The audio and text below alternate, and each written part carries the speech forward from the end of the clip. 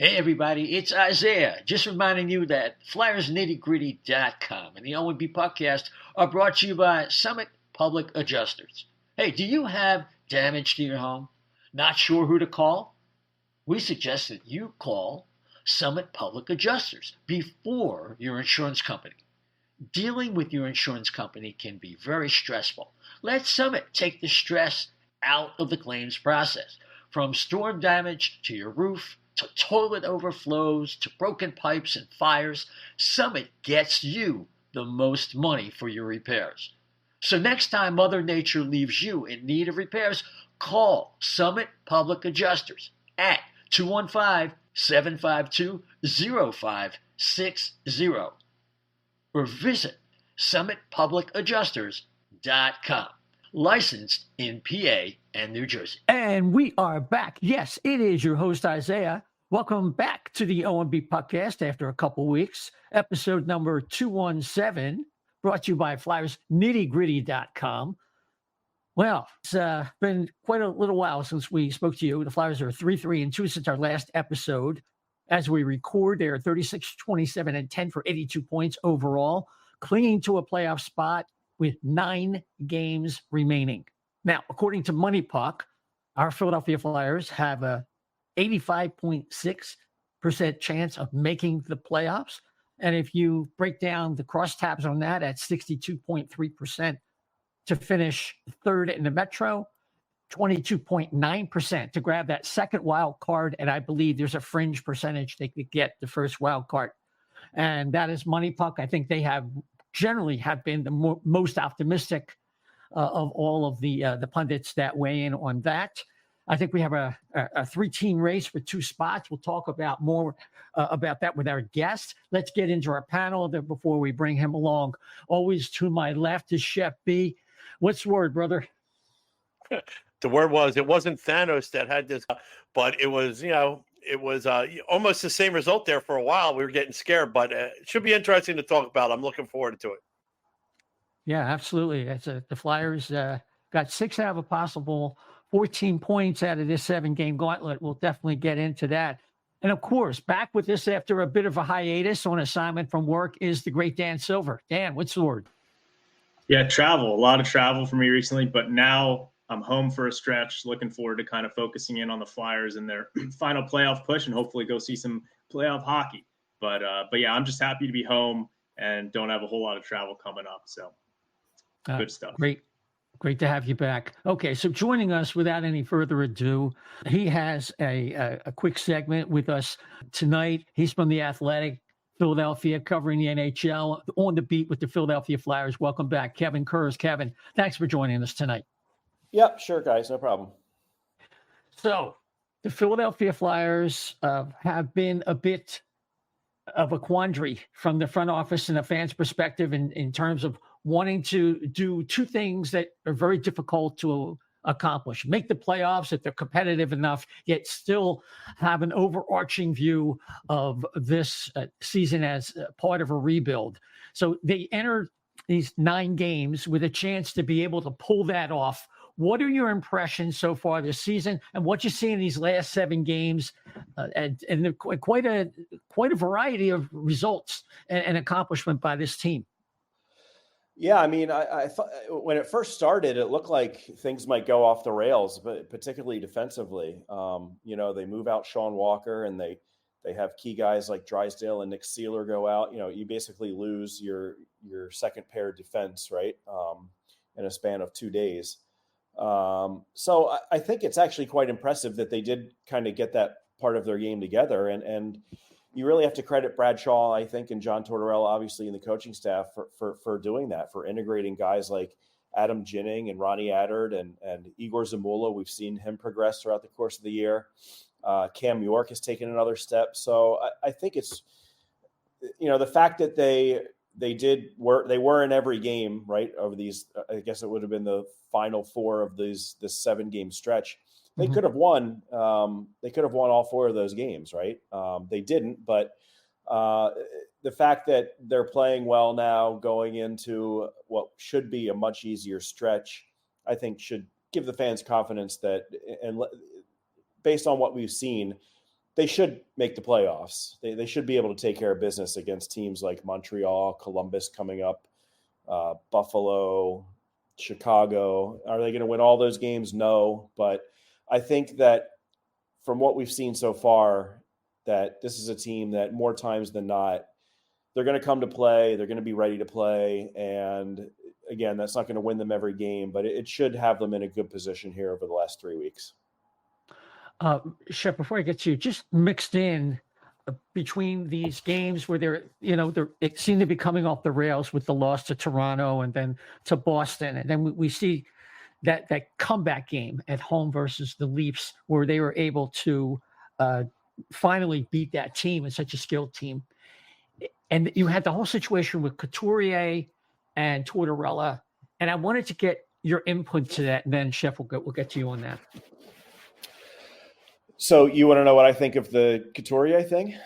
Yeah, I mean, just from was it a short-term play? Was there a message being sent? Was this desperation by Tortorella, or what do you think it was? Yeah, I don't think it was anything other than just him scratching a player he didn't think was effective, which again shouldn't surprise anyone, I guess, that's familiar with the way John Tortorella operates.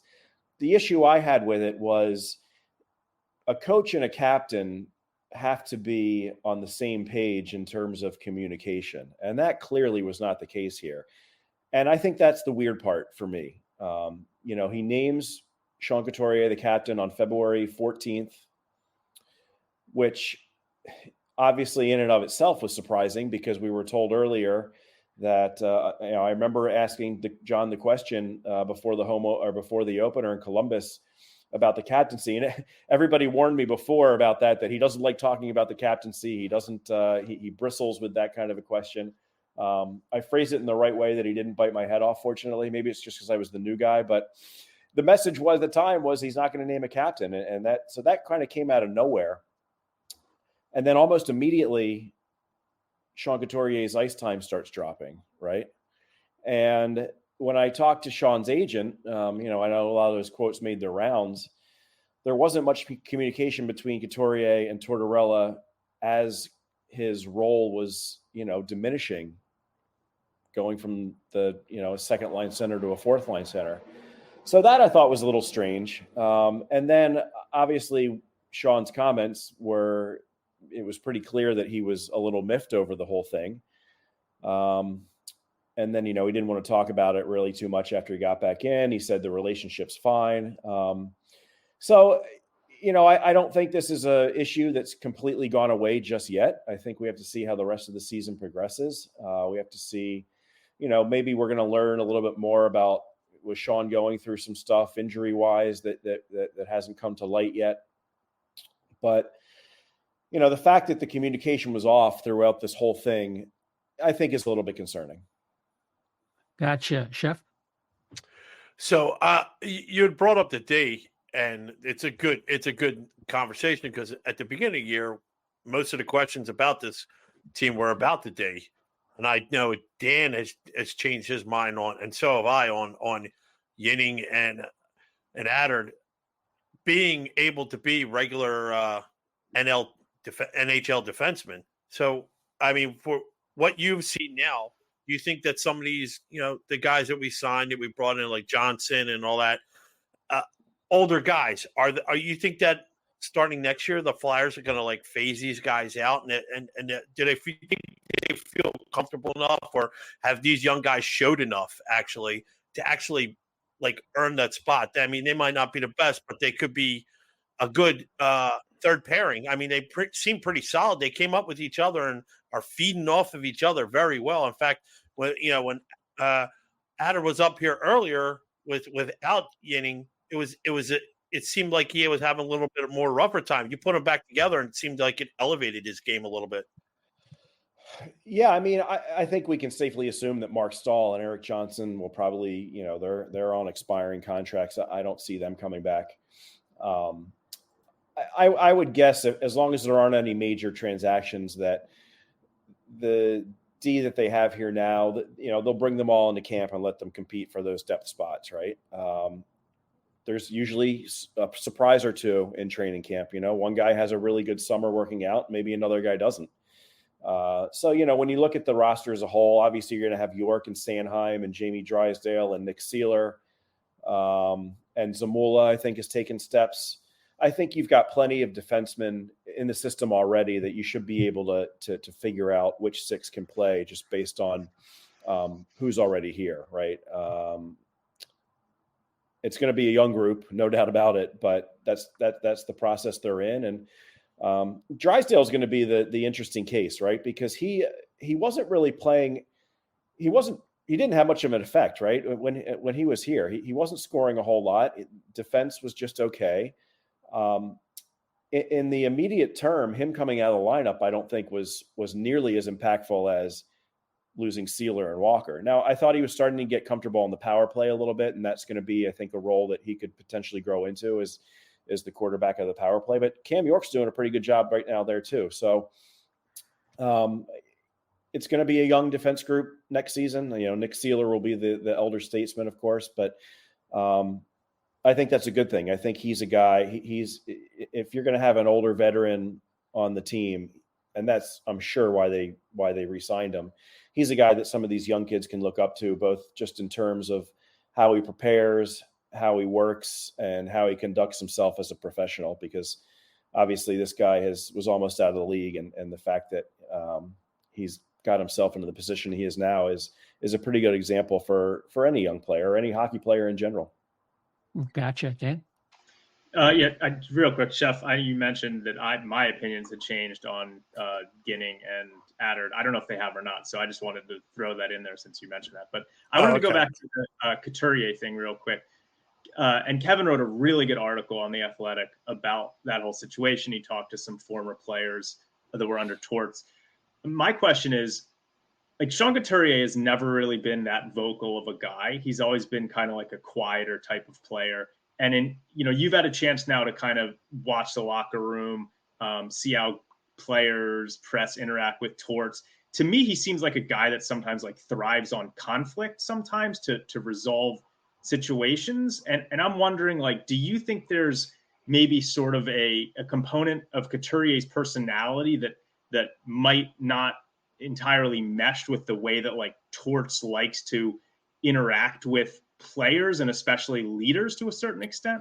Yeah, that's what makes this whole thing so weird, because you would think when a coach names a captain, oftentimes the captain is sort of the conduit between, the coach's office and the dressing room. If there's a problem in the room, the captain is going to be the guy that goes to the coach and, makes him aware, or vice versa. If a coach maybe is a little bit too hard on a young player and it's pissing off some of the guys in the room, some of the veteran guys in the room, the captain might go to the coach and say, "Hey, ease up a little bit. Here's what's going on. Here's what we think." And so, there has to be that back and forth type of relationship between the coach and the captain. And, I'm not sure how it's worked with Torts and other captains in the past, but, I'll go back to what Marty Baron told me. Marty had Torts in Washington for a couple of years, and he said 95% of the players in the dressing room know exactly where they stand with John Tortorella, but there might be one or two guys that don't. Well, one of those two guys shouldn't be your captain. So that's why this whole thing is just so strange. And again, it's, maybe since this whole thing happened, that the two of them sat down and hashed it out. Sean didn't want to talk about it. Torts certainly doesn't want to talk about it. And he's made that clear. So, I think that's something that maybe it'll be brought up again at the end of the season, when typically the end of the season comes, you meet with the coach, you meet with all the players, you meet with the general manager. That's certainly going to be a topic, I think, that we're going to try to get a little bit more insight on when the season does come to an end. Yeah. Kev, you look at what you were referring to earlier in terms of it almost coming off the rails, but these last 4 games, the Flyers really deserve to win each and every one of those games. And the one area of strength up until Carter Hart had to leave the team was their goaltending. And I would say right behind that was that second pairing, the defense in general, especially the second pairing that's no longer there, at least with Walker. But the goaltending now has kind of reared its ugly head. And I think Ursan has really been put into a tough spot. And it's can he hang on? Because it looks like it's, I don't know if it's mental pressure or physical pressure or both, because he knows the guy behind him is not what they need. Yeah, I mean, that's going to be a big question. I look at last night and I know he gave up 6 goals, but I don't think that was really a game that he's going to look back on and say, oh, I was awful. I mean, maybe he could have made 1 or 2 more saves, but there were some weird goals in that one. There was the one where Sanheim cleared it from behind, between his legs from behind him, and Lafreniere put it in. And the shorthanded goal, I mean, you can't do anything about that one. Maybe the overtime goal, but I mean, 3-on-3, that's, you see those kind of goals go in all the time in overtime. So I don't think he was awful last night. But the interesting part is going to be how much can he play, because I know last season and when he went into the Phantoms, he was fatigued and he struggled a little bit, but I don't worry about him from a mental standpoint. I think he's a pretty mentally strong guy, just from the conversations I've had with him. But Felix Sandstrom's going to start at least 1 or 2 more games, and that's going to be important, 2 to 4 points. So we'll see. I would think that they go with Ersson tomorrow. They probably go with them again against Chicago, and then maybe we'll see after that. We'll see where they're at. But, Ersson's the guy, right? They're going to sink or swim with him. There's no question about it. Yeah. Dan?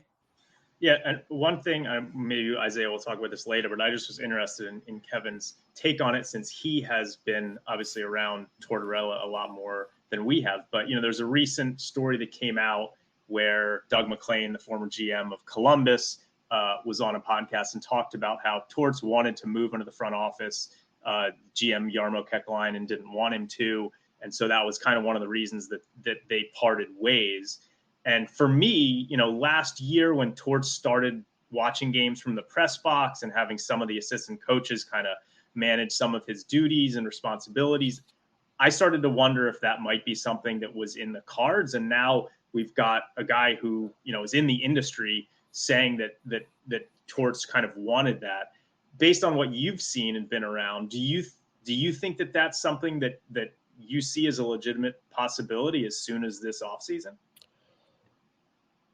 Legitimate possibility, 100%. As soon as this offseason, I don't see that quite yet. We know he's on a 4-year contract. This is the second year of it, but I don't think there's any question that he's going to have a front office role. And he's been so open, right? I mean, leading up to the trade deadline, he's telling us about, the organizational philosophy and how they can't fall in love with players. And the Cutter Gauthier trade, he made it clear he was watching tape of Jamie Drysdale before Dandy pulled the trigger on that deal. So I don't think there's any question that he has a bigger voice in the front office than most NHL head coaches. So, would it completely shock me if this summer Torts moved in the front office and they named Brad Shaw, Rocky Thompson, Craig Berube, even the head coach? No, that wouldn't completely blow me away, because I think that at the end of the day, that's, and again, no one's told me this, but that's the strong impression I get, is that at some point, John Tortorella will be, whether it's assistant general manager, special advisor, whatever you want to call him, he's going to be with this organization. Probably, I'm sure he's already said this is the last stop in his career. I think they'll find a role for him when he decides he doesn't want to coach anymore. Mm-hmm. Now, just today, in your piece today, you did feature something that we all should feel good about right now. And this Frost, TK, and Tippett line, and how dominant they have been, not only just watching them, but if you dig down into the numbers with expected goals and Corsi. And I think the trio has been on the ice for 15 goals at 5-on-5 and just 3 against in 111 minutes, controlling 59% of the expected goals. The Flyers have a first line here that might not be the first line that holds up in Colorado or with some of the best teams in the league, but it's pretty darn good right now. Yeah, I mean, it is pretty darn good. You've got Konechny's at 30 goals. Owen Tippett's closing in on 30 goals. It's a heck of a line. I mean, and Morgan Frost, I think, has become obviously a key offensive player in the top 6 for these guys.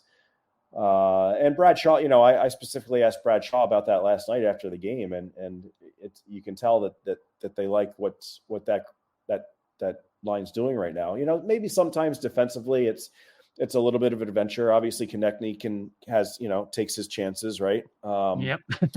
But he also had so many of them last night. I mean, it felt like he could have had 3 or 4 goals last night if he can convert it on all the ones he had. He had that chance with a minute and a half to go or whatever it was. Tippett, you can just see this guy. It's almost like he's catching other teams by surprise. You can tell sometimes when he gets the puck, not only does he have the confidence now to take that extra step and try to get around guys, but I think opposing teams are starting to notice just how dangerous this guy can be, particularly off the rush. So, it's a line that has a little bit of everything. But again, as long as they can take care of the defensive end, that's something Tippett's still learning.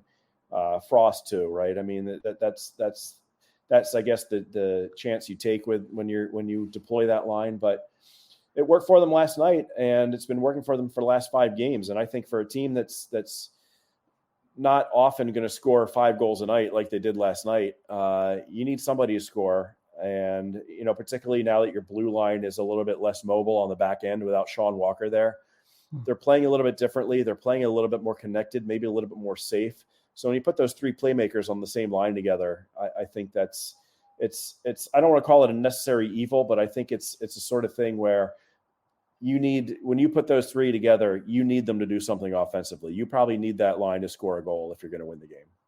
Yeah. Okay. Well, that's the last from me. You, Chef, you got one more for Kevin? Yeah, just one more. So, sure. In particular, that conversation with that particular line, it seems like Zamula has been the one that's been pretty much springing their chances from the Z zone. It seemed like, and what he lacks for in speed, but it seemed like his situational awareness now and where he's playing at, he seems like he's finding more of the players down the line, and really making that first pass. And that's what's bringing a lot of this, on rush, offense they've been getting. He does. And like every other young player, you can tell he's getting confidence. And he says that, when you talk to him, he says that too, that maybe early on he was a little bit intimidated when he looked at some of the names that he was lining up against, whether it was Malkin or Matthews or Marner or Crosby and those guys. But now he doesn't think that way. And I think you can see that in his play. And I think that's something, again, somebody like Brad Shaw deserves credit for sort of instilling that with him and putting him in the right spots. So, he's a guy. To me, he's already got a place. He's kind of locked up his place in the top 6 next season, whether, it's a third pairing guy that can play the power play sometimes. I don't think he's probably not the answer on your power play, right, as a top unit guy, which is what we've seen him at a couple times throughout the course of this season. But the fact that he can play that, I think, is a notch in his plus column or pro column. I think he's a different guy from the start of the season, and particularly defensively. I think early on this season, we were seeing him get beat in one-on-one situations, probably a little bit too often. And you don't see that as much anymore. I think he's become a much more responsible guy on both ends of the ice. Gotcha. Hey, Kev, where can people find your work? You have a great piece I just referenced on The Athletic, Philadelphia. Yeah, I'm at theathletic.com and K Kurz NHL on Twitter, which sometimes I use and sometimes I don't use. Gotcha. Thanks. Yeah. Kevin, thanks so much for coming on tonight. I hope to have you on again very soon. Okay. Thanks for having me. Okay. Take care, guys. You take care. Yeah. So interesting insights from somebody who covers the team. It's in covering the Sharks, and he's been affiliated with the NHL for a long time. So, Dan, I want to give you this opportunity to get some long form commentary because you've been out a while on the travels that you've been on, and there's a lot of issues that have come up. Some of them we touched on here, but Kevin was a little bit on schedule, so I wanted to give you that opportunity right now. By the way, Kevin is great. He's like such an old school reporter. I mean, he's succinct. He's to the point. It's so nice, having him on. He's been a great addition to the Flyers reporting community. And I especially love kind of the frame of reference he can bring, having worked with other teams, as you've mentioned. There's a lot going on. I mean, the Sean Couturier situation is sort of baffling to me. I'm sort of still wondering if the whole reason that they decided to give him the C and TK and A was that they were worried that they might be trading Scott Laughton and that they didn't want to have the team in this playoff hunt that was sort of bereft of any guys with letters. I don't know if that's the reason or not, but it seemed kind of rushed to me when they made that decision. All along, they'd been saying, oh, we're not going to name a captain. We're not going to, and all of a sudden it's, oh, Sean Couturier is a captain, right? And then you start diminishing his ice time. He's not talking. Him and Torts aren't communicating. The whole thing's a little strange. I'm just not sure if he's the right guy to be a captain of a Torts-led team. And maybe he's feeling, even if he's not injured, I think that he's wearing down, obviously, after sort of missing as much hockey as he did. Yeah. And so it's just kind of a strange situation going on right now with Sean Couturier. He's almost like the fourth line center. We still don't know if him and Torts are okay. As Kevin said, a captain of a Torts team, you would want to be someone that can communicate the coach's message to the other players. I'm not in the locker room. I don't know how talkative Couturier is. He's never seemed to me like the vocal type. Like Claude Giroux, it seemed to me, was kind of like more of like could be a vocal leader when he had to be. Jake Voracek, another guy who was very vocal in the locker room. Not sure Couturier is that guy. So I'm going to be interested to see how that plays out. I mean, I still almost feel as if Scott Laughton would be a better choice as a captain of this team based on everything that I see and read and hear. So, that's an interesting thing that's sort of unfurled or unraveled, as one might say, since I've been Let me on the weigh show. in on that. But before you move on, a couple things. It just occurred to me when it happened. I waited like 48 hours. I'm just wondering, because we talked earlier how Torts is going to be part of this front office and having more sway as a coach as someone who has a future in the front office, unlike in other places, especially in Columbus. I wonder if he's sowing the seeds for making Couturier more amenable to a trade in a sneaky way. I know it's kind of crazy, but he's got 7 more years left after 6 more years, I think. 6 more. I mean, who is gonna trade for him? I know with that? it doesn't make sense. Yeah, I don't know. It's hard to really make sense of much of it to me. It's going to be an interesting storyline because someone, I think it was Anthony DeMarco, who's very tied into the Flyers front office, had said that it seemed that he was hearing it had something to do with Couturier's lack of foot speed or something, like having trouble playing with the pace at which this organization wants their team to play. He's not going to get any faster. His pace is not going to increase at all. So if his pace is an issue with the way that they want to play, well, that's a problem because the pace ain't getting any faster. So, I think that is an issue, unless maybe you want to argue that he's run down, so his pace is even slower than normal and it should rebound a little bit next year. I just don't know what the fit is. Now, the plus is that, Couturier is right now we're not that strong down the middle. But they clearly are preferring guys like Paling down the middle to Couturier at the moment. So we're going to have to see. I still think that he's young enough where he gets an offseason to sort of healthy offseason to train, that he could hopefully come back strong and return to a sort of top 6 center level. But that is going to be something interesting to watch. The Morgan Frost thing. I mean, he's been such a lightning rod of criticism either way. And I've always been a supporter of his. Quite honestly, one of the things that annoyed me the most that people would say about him was that he didn't show up in big games, and people would always say that on Twitter. Hopefully we can put that to rest after what we've seen he's done against some of the better teams in the league. It's just a stupid comment because some of his best games have come against some of the best teams in the league. I think the best game he played this year that I saw was against the Dallas Stars. They're one of the best teams in the league. So it just annoyed me when people would say that. It's very nice for me to see how much his game has taken off. And I don't know if he's a 1C for this team moving forward, but he certainly looks like he can be a guy that could center a second line, put up good numbers. We'll see what happens. I'm still not convinced that Torts and Keith Jones, think he's a part of the future of this team, but I don't think they're going to be looking to trade him like they might have been in last offseason or early in the season. So that's kind of good for me to see there.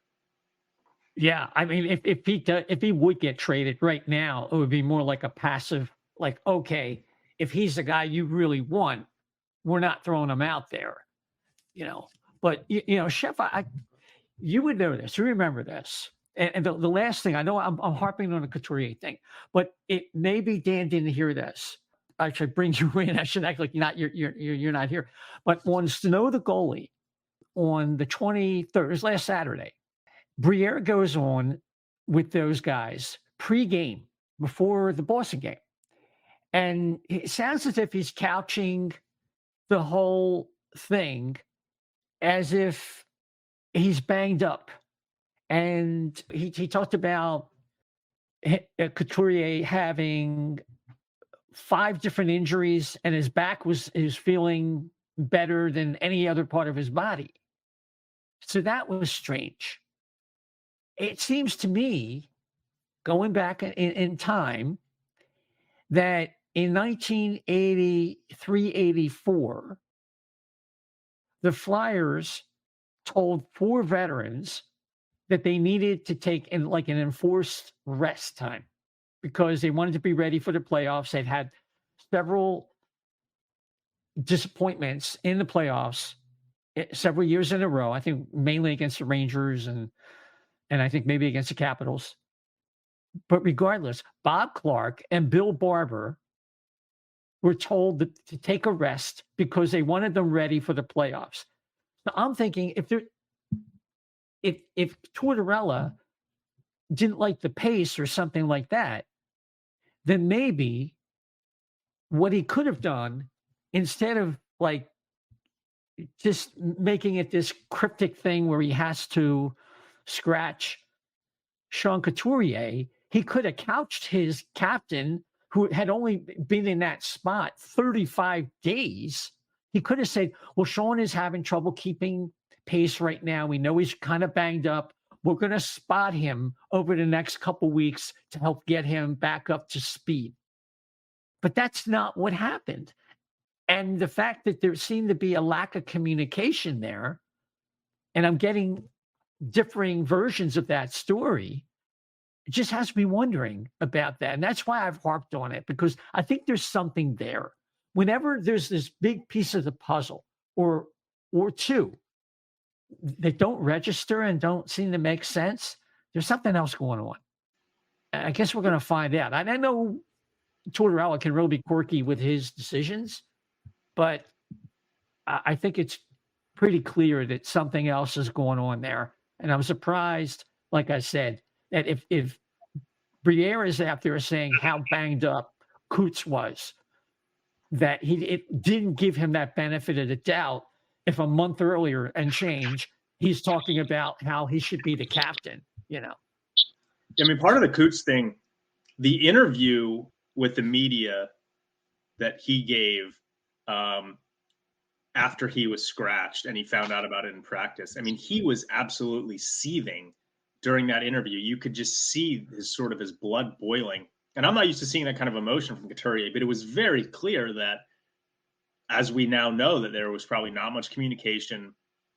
I guess it was sort of a surprise. I mean, the day before in practice, Couturier was on a line in the practice where it made it look like he might get scratched. So it probably, I don't know, it didn't seem like it would have been a huge surprise to him but then he reacted so strongly about it in the interview that it's hard for me to wonder if things won't fester a little bit with this situation.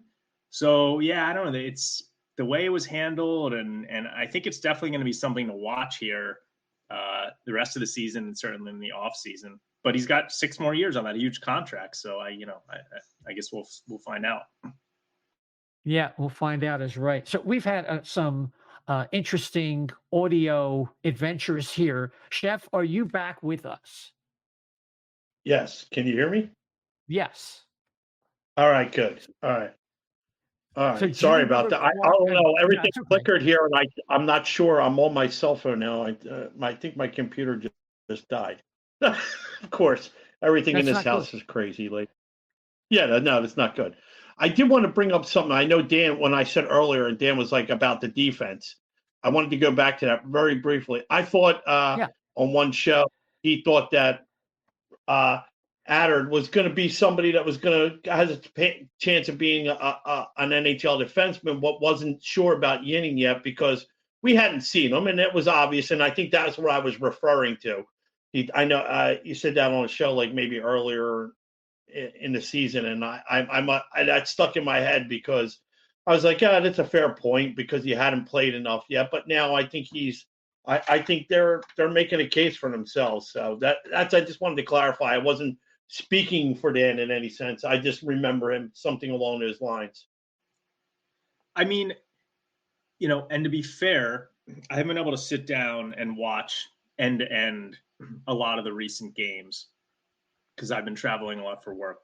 But my thoughts on Ronnie Adard and Adam Ginning have always sort of been Adard. I'm always skeptical of guys that get drafted as overagers, and everything that I've seen from him to this point tells me that he's got more upside than Ginning, but also a much lower floor in terms of like, I might be surprised if Adard is a steady NHL defenseman for years to come. And again, that's saying that not having watched him a ton in the last handful of games that he's been playing for the Flyers. So you guys might be able to lend a little bit more insight into that than me. Ginning, one of my things with Ginning was I thought that taking him in the second round of the NHL draft was very ambitious when they took him there because you generally don't want to take guys whose upside is very clearly sort of like third pairing defensive defenseman in the second round, in my opinion. And so that's sort of the lens I've been viewing him through. I mean, his first World Junior Championships, he was throwing around Jack Hughes. He was going at Brady Tkachuk. It was very clear that he was a guy who was already physically mature, and he was also never really going to have any type of offensive upside. So that's sort of the lens I've been viewing him through. And then I heard rumors. I think Alexander Appleyard had said that he heard that Ginning might be going back to Sweden at the end of this season. He was down in the Phantoms. We didn't know if he'd get a chance to show what he could do in the NHL. Then the trades happen, the injuries, they bring him up. And, from what I understand and what I have seen, he's showing that he can be an effective third pairing defensive defenseman in the NHL, which wouldn't be the worst thing in the world. I mean, I don't know. Rasmus Ristolainen we're paying, $5 million to. I'm not sure what the huge difference would be between those two guys. I mean, I think at one point Ristolainen, people thought he had a lot of offensive upside. I think the ship has maybe sailed a little bit on that. So Ginning could be the kind of guy who, if we could move Risto, Ginning could be a cheaper option as a third pairing defensive shutdown guy. So I think that Ginning's ceiling is lower than Adard and his floor is higher than Adard. And I think that Adard's ceiling is higher, but his floor is much lower. And so that's kind of the way that I view those two guys. Mm-hmm. Yeah. Very good. It's tough to judge in such a short span of games, but I think from what I've seen, the biggest issue I have with Ginning is the lack of puck skills and the foot speed. So he got turned a couple times, and that's going to happen. But you're going to get the average third pairing defenseman these days with 32 teams in the league. It's tough to find guys that can, that are like even 3-tool guys. So there's certainly a lot of parity in the league. And as things play out, like Dan was asking Kevin earlier, or maybe it was Chef, talking about who, they're not going to bring back guys like Johnson and Stoll. And as they weed out guys and Drysdale comes back, I think you maybe one addition, especially if it's a plus addition, if they're looking for Shabbat or maybe Chikrin in a trade. But although I think if the Flyers go fishing for anything, they're definitely going to go more for centers. And that's a whole other conversation. So, but those two guys are like steady eddies. And I agree with the assessment of Dan in terms of their floor and their ceiling. So, Chef, do you remember that season though, that when Clark and Barber were told that they need to take like a 4-game rest? That was maybe their like first season. 84. 81? 84? Okay. I kind of remember that, yes. I do remember that happening. I probably don't know what year. You're right. I didn't know what year it was. I figured it was 81 or 82, but 84, all right, yes. I do that. And I think that they could have handled, if they would have handled it, and maybe like sometimes you have to save a player from themselves. There's guys that, I was one of those players, no matter what sport it was. I always went out there, whether I was hurt or not. I played hurt. I played through it. Did it hurt the team? Sometimes it hurt the team. Sometimes there wasn't any other option, but I saw that. I was reading the paper back when you were playing, and I saw that you were, you needed a rest. No, go ahead. I'm sorry. Go ahead. Yeah, no, but I'm just saying sometimes like you don't want to come out because your mentality is I got to be the team guy, and sometimes being the team guy you have to sit, and you have to have that mental awareness in order to do that. Now a lot of these times they don't want to disappoint the other guys on their team. Now you just named captain, and you don't want to take it easy because you're the captain and everybody's looking at you. It's kind of like this is like one of those catch-22 situations where everybody's going to have opinion whether or not. Yet he probably should have cut his minutes down a little bit, especially you guys were very keen on pointing it out at the beginning when he came back and how many hours he was logging and how unsustainable that was. We brought that up many times on the show. Now it's caught up to him. And you can't, you didn't go. He was like up around almost 21 minutes, I think, at one point. Now he's like 12, 10, 12. That's in half. The defensive zone starts and the penalty kill. It was bound to run into a wall, And you know what? And you got to save it. He's got to have some gas in the tank. If they do make the playoffs here, there's got to be some gas in the tank because you can't go into third period games not being able to at least put him out there because he's good on faceoffs and he can win a faceoff for you. So that's my whole point here. There had to have been, and it's a shame if there wasn't any speaking, but also too at the same time he's got to come through and say, look, you can use me. You got to say it too. I'm feeling a little run down maybe or whatever. And but the point guys aren't going to do that though. That's the problem, So that's part of the issue. So a good news, total aside, different kind of story. The Flyers are going to retire Wayne Simmonds, honor him it's one of those, he'll come back and he'll sign a 1-day contract kind of thing and call it a career. This guy was definitely a heart and soul Flyer. Dan, you want to weigh in on that? He would have been I don't know if he would have been a good captain under Torts, but I feel like Torts would have loved Wayne Simmonds. Who didn't love Wayne Simmonds? When he was in his prime here, he was such a fun player. He could go out there. He was basically like a Tom Wilson, right? He'd go out, lay out the big hit, fight when needed, score the big goals. Just a really fun player. And he really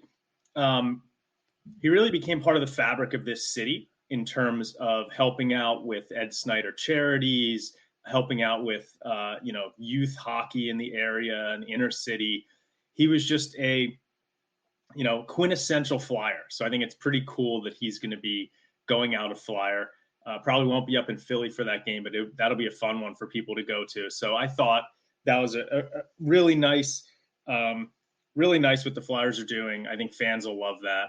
And yeah, Wayne Simmonds is, heart and soul guy. that's what this city is about. Yeah, no doubt. Chef, before you weigh in, this is going to go down right before the Devils game on April 13th, which is right now scheduled to be a 5 o'clock quasi matinee game. Chef, Wayne Simmonds. Well, yeah. I mean, look, you look back at all that his whole run here. He was in the mix of it every night. He went out there and gave it all every night, and that's all you wanted to do. That's all you want your guys to do. He rang true with this city because that's the kind of character this city has, the working class character, and it just his game translated very well to this city, and it translated very well with the whole, I guess, culture that Mr. Snyder had put into this team, and it was just. He was, in a way, he was almost a bit of a throwback to the late 70s, early 80 teams. That little bit of everything. He could fight. He could dance. He could play. He could shoot. He was a little bit of everything. I loved it. I didn't catch as much of the dancing as you did, but that's interesting. I know you didn't mean that kind of dance. I know what you're saying. I'm just kidding. He could skate. That's what I meant too. Skating. No. It's he was. You had to love that guy. What you saw is what you got every day. You know, it's like a more talented Garnet Hathaway, really, in a lot of ways. Yeah. Make that comparison. We gotta focus on one last thing before we call it a night, because. Well, I got another thing. It depends on what. Yeah. Okay. You know what? Before we get to that, because it makes sense to close with the schedule and all that. Weigh in with what you got there. Yeah, I was going to talk about the schedule. I was just going to talk about how I looked it up right before the show started. I wanted to, there's basically 3 teams battling for the final 2 playoff spots. Yeah. The Flyers, the Caps, and the Red Wings. So I just looked up the schedules for those 3 teams, and the Flyers have a massive advantage. So basically, the Flyers have 9 games left, only 2 games against playoff teams. The Caps have 11 games left, 6 against playoff teams. The Red Wings have 10 games left, also 6 against playoff teams. So the Flyers have a much, much, much, much easier schedule than either of those 2 teams. And even if the playoff spot comes down to, let's say, the last game of the regular season between the Flyers and the Caps are going to be, I think, playing like 3 games in 4 nights or something like that. So, the Flyers, any way you slice it, looking at the schedule the rest of the way, have a massive advantage over the 2 teams that they're probably competing with, for the final 2 spots. 2 of those 3 teams are going to make the playoffs. Okay, so now let's just talk some about let's mention the tiebreakers. The Flyers have 28 regulation wins, the same as the Capitals. The Red Wings have 25, so that's an advantage. If you add the overtime wins, that brings the Flyers up to 32, same as the Capitals. But here, the Red Wings have 34, but I think the regulation wins takes priority. Yes. So that's quite an advantage that the Red Wings are going to have to make up. And this, I guess, accounts for the 80. What did I say earlier? The 85.6% chance that the Flyers have to make the playoffs, according to Money Puck. It kind of makes sense now when you hear when you hear the schedule that's out there. So it definitely makes sense. But I will say this, and you probably won't hear this in a lot of other podcasts. In 1972, the Flyers came down to the last day. They were in Buffalo. All they needed was a tie. And I think they jumped out to a lead and saw it fritter away until, I guess, about 30 seconds left in the game. It was a tie. The Flyers were playing safe. And this winger, Jerry Meehan, came down the flank and beat Doug Favell and cost the Flyers the playoffs. Probably the last time they missed the playoffs for a very long period, because obviously the next year they went to the semifinals in 73. But that heartache, it did happen. There is a precedent for the Flyers to come down to the last day and miss. Well, of course, most of this fan base is going to remember 2010 when it came down to the last shootout. So hopefully that's a better omen. But yes, in The ghost of the Flyer past, 1972, is ominous during me and the Buffalo Sabres. So I hope it doesn't come to that for the reasons we just mentioned in terms of strength of schedule. And like someone said earlier, and another radio show or something I was listening to, the Flyers are going to lose one of these so-called easy games. Okay, they play Montreal on Thursday the 28th, so that's tomorrow night from when we're recording, and then they're back home on Saturday night versus Chicago. Chances are they're probably going to lose one of those games, particularly if they have to play Sandstrom. Okay. Yeah. Then they play the Islanders on April Fool's Day, and they can't be fooling around versus the Islanders because they still have an outside chance and probably still will. Buffalo's been playing better. They have 3 days off, so they have some time to heal, but they have a back-to-back versus Buffalo on April the 5th. Then they come back with Columbus on the 6th. And then they play Montreal again in Montreal. Not an easy place to play. And I think that the Canadiens just beat the Avalanche last night. So you just never know. Then they have to play the Rangers again at Madison Square Garden, the 11th. Then the aforementioned game with Wayne Simmonds signing a contract on the 13th at Wells Fargo. And they close out the season at the Wells Fargo Center on Tuesday the 16th versus the Capitals. And for all we know, it could be a situation like the Flyers and Buffalo Sabres in 72, although the Sabres didn't go to the playoffs that year. So you never know. Yeah, but again, that's all well and good, but let's look at the Red Wings schedule. They're at Carolina, they're at Florida, they're at Tampa Bay, then they're home against New York, then they're against Buffalo, who is a team you were just saying the Flyers need to be scared of, then they're against the Caps, then they're at Pittsburgh, at Toronto, and then two to close out against Montreal, who are you just trying to make the argument that Flyers fans should be scared of. So I get what you're saying, that there you could find reasons for saying, hey, maybe the Flyers are lose in Columbus. But look at the Red Wings schedule. They've been playing terribly, and their schedule is much more difficult. And the easy teams that they play against are ones that you're trying to make arguments that the Flyers could lose to. I'm just saying, don't be overconfident and say that, if the Flyers are I know, but the Wings are, you're right. The Wings are 3-6-1 in their last 10, as opposed to the Capitals that are a much bigger threat, who've gone 7-3 in their last 10. But both the Flyers and the Capitals can make the playoffs. Right. I know the Red Wings have to catch the Flyers. Right. It also depends what kind of matchup you want. Do you want the 2-3 matchup versus, say, Carolina, or would you rather play, say, the Rangers? Because the Flyers are it's almost impossible for the Flyers to get the first wild card spot. It probably, Does anyone really care who they play at this point? I mean, I think the point now is just, I'm sure there are people that care, right? It was a rhetorical question. But I think at this point, we're all just focused on hey, this team that nobody thought was going to have any shot at making the playoffs, they might actually make the playoffs, right? Yeah. Oh,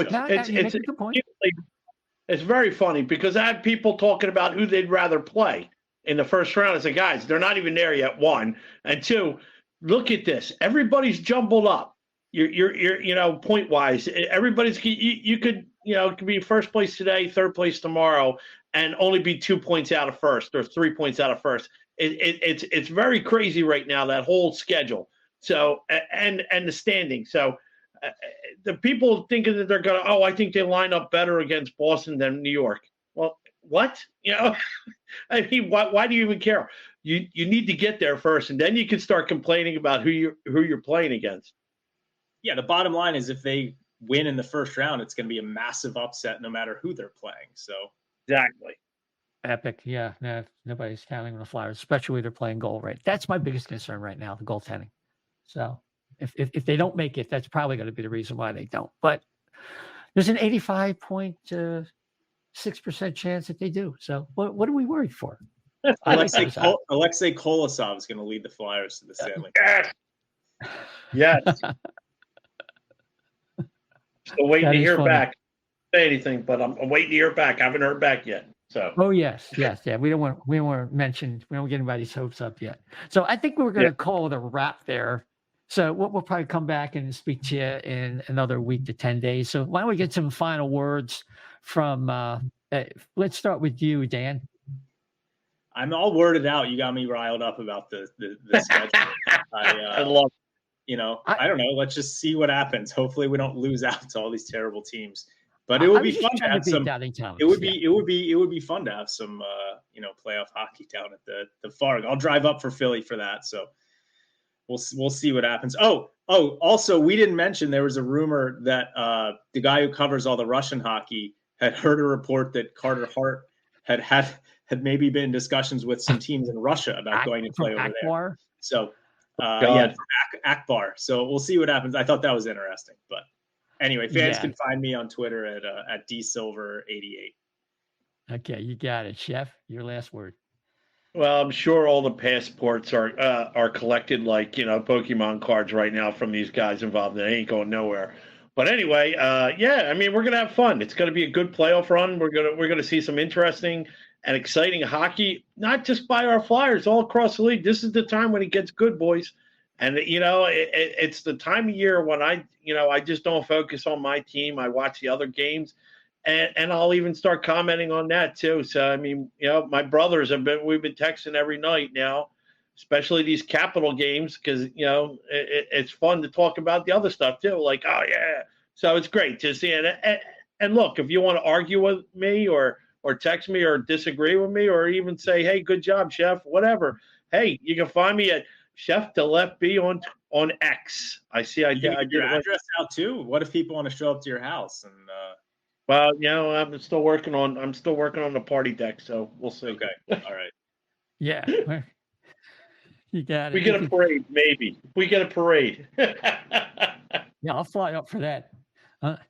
But yeah, you can follow the O&B Puckcast at O&B Puck at O&B Puck on X, formerly known as Twitter, of course. Also a backup plan. We're at Getter at O&B Puckcast at O&B Puckcast. Sometimes we get a little saucy there.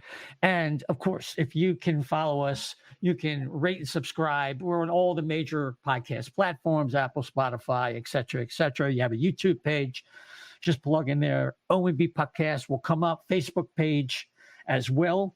And we do appreciate it because if you do follow and you get these notifications, it helps move us up the charts when people are looking for Philadelphia Flyer podcasts, which, of course, the O&B Puckcast is. So, everybody, thanks for listening tonight. And until next time, take care.